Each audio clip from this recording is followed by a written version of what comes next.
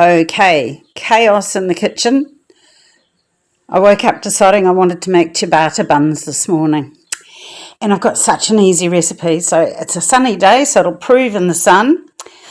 I have gotten here, I've doubled it. I've got 3 cups of white plain flour, 2 cups of wholemeal, 2 teaspoons of sugar. In here, I have 2 cups of warm water, 2 teaspoons of yeast, and that's doing its thing in there. No sugar, you'll notice. And all I did with this was mix it with a fork to mix it all through. It's quite a wet mixture, and you don't have to knead it, which is why I love it so much, and it makes really nice ciabatta buns. So I'll show you what it's like when it's mixed. That's what it looks like with the 2 cups of yeast mix in there. That's not wet enough, so I'm going to add more warm water. If you've got a fancy bread maker, you could use a hook or something, but I use a good old knife, and I've reached. You can see what it looks like. That's what it's meant to look like. So I'm just going to stir it a bit more, cover it, and put it in the sun for about 45 minutes to an hour. I've got mine in a sunny spot in the window, and I set the timer because I don't trust myself. I'll set it for 45 minutes, then I'll come back. There we go, 45 minutes. It's at least doubled. So what you now do is you get your hands really, really wet in a bowl of water, and you dig down to the bottom, you pull it up and turn it over. Pull it up and turn it over.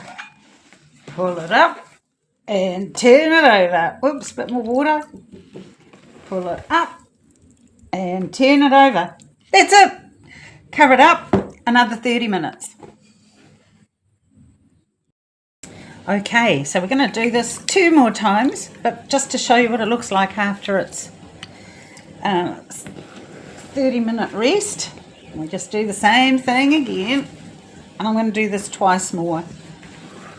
You have to stretch it up and put it down into the middle, water on your hands, and having it in the sun on the windowsill. It's just really lovely and warm. There you go, that's all there is to it. Twice more. Ta-da! It's been lifted and folded 4 times. And I can imagine you thinking, oh, what a fag having to do that 4 times. But I'm just sitting over there at my craft table painting, and to set the alarm and pop up every 30 minutes and go 1, 2, 3, 4 and put it back is no problem at all. So what do we do now? We flour our board and we tip it out and we start making buns. Now this is actually, believe it or not, the part I find the trickiest, because you don't want to knock all the air out of it, but you also want to try and shape it into some buns. So I kind of pull it out into a shape like this, and in this instance I flour my hands, don't wet them, and I just sort of pull pull it out, and I'll come back in a minute. So I guess by now I don't need to tell you I'm not an expert at this, but I have done them a few times in there. They're quite nice. So what I've done is I've pulled the sides out, and I've got myself a big oblong, and then you can decide how big your ciabatta buns want to be.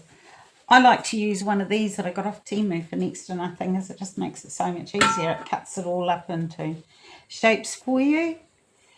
So you just cut your buns off, and then I have a piece of a baking tray with parchment paper on it, and so I'll just show you, I'll just cut them like this.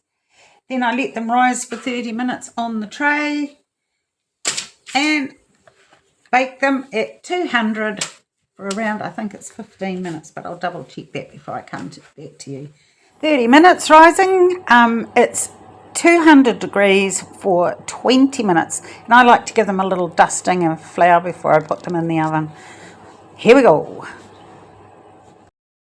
There you go, all cooked. I got 13 by some major miracle. You can tell they're, oh golly, I've got paint on my hands. That's not a good look.